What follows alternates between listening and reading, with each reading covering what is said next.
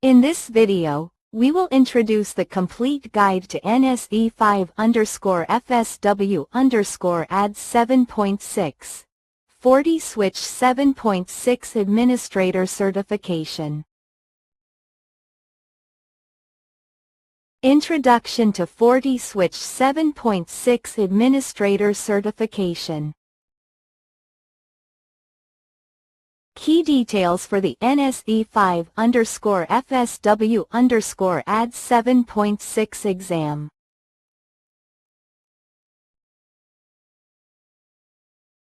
Core topic: FortiSwitch concepts.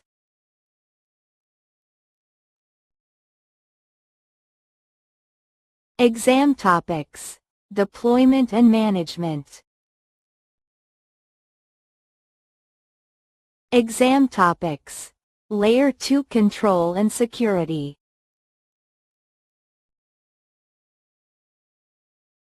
Exam topics: FortiSwitch monitoring and troubleshooting.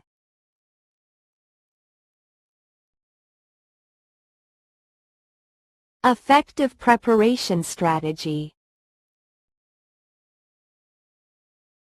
1. Which statement about the quarantine VLAN on FortiSwitch is true? A. Quarantine VLAN has no DHCP server. B. Users who fail 802.1x authentication can be placed on the quarantine VLAN.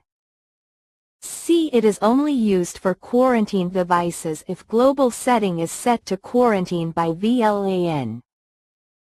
D. FortiSwitch can block devices without configuring quarantine VLAN to be part of the allowed VLANs. 2. Which two statements about DHCP snooping enabled on a FortiSwitch VLAN are true? Choose 2. A.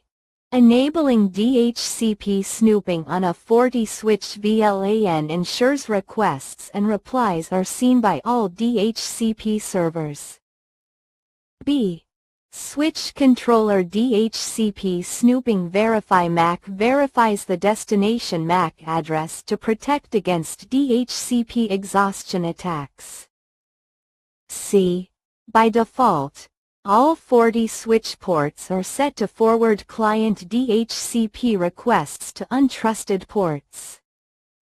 D. Settings related to DHCP option 82 are only configurable through the CLI. 3. Which is a requirement to enable SNMP version 2C on a managed FortiSwitch? A. Create an SNMP user to use for authentication and encryption. B. Specify an SNMP host to send traps to. C. Enable an SNMP v3 to handle traps messages with SNMP hosts. D. Configure SNMP agent and communities. 4. Which two statements about managing a FortiSwitch stack on FortiGate are true? Choose 2. A. A FortiLink interface must be enabled on FortiGate. B. The switch controller feature must be enabled on FortiGate. C. Only a hardware-based FortiGate can manage a FortiSwitch stack. D. FortiSwitch must be operating in standalone mode before authorization. 5. Which two are valid traffic processing actions that a FortiSwitch access control list (ACL) can apply to matching traffic? Choose 2 answers. A. Redirect frames to another port. B. Assign traffic to a high-priority egress queue. C. Encrypt frames. D. Drop frames. 6. You are deploying a new FortiSwitch device in a branch office and you want it to be automatically detected and managed by FortiGate. Which FortiSwitch feature enables automatic detection during deployment? Choose one answer. A. Zero-touch deployment. B. Auto discovery. C. Link Layer Discovery Protocol, LLDP. D. FortiLink Heartbeat. 7. How does FortiSwitch determine the route for traffic traversing its interfaces? Choose one answer. A. Hardware-based routing on FortiSwitch is handled by the CPU. B. ASIC hardware routing can handle only dynamic routing, if supported. C. FortiSwitch looks up the hardware routing table and then the forwarding information base, FIB. D. FortiSwitch forwards all traffic to FortiGate for routing decisions. 8. Which two types of Layer 3 interfaces can participate in dynamic routing on FortiSwitch? Choose 2. A. Detected management interfaces. B. Loopback interfaces. C. Switched virtual interfaces.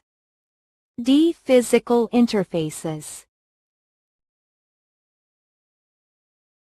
9. When Dynamic Host Configuration Protocol, DHCP, snooping is enabled on a FortiSwitch VLAN, which two statements are true? Choose two answers. A. DHCP replies are accepted only on trusted ports. B. DHCP snooping blocks all unicast traffic. C. Option 82 can be inserted into DHCP requests. D. DHCP requests are dropped if sent from trusted ports. 10. Which two requirements must be met before FortiGate can manage a FortiSwitch stack? Choose two answers. A. The latest FortiOS and FortiSwitch OS versions must be running. B. The switch controller feature must be enabled. C. All existing FortiLink interfaces must be disabled. D. The FortiSwitch OS version must be compatible with FortiOS. Check the correct answers for each question. Subscribe Passert for more IT exam prep.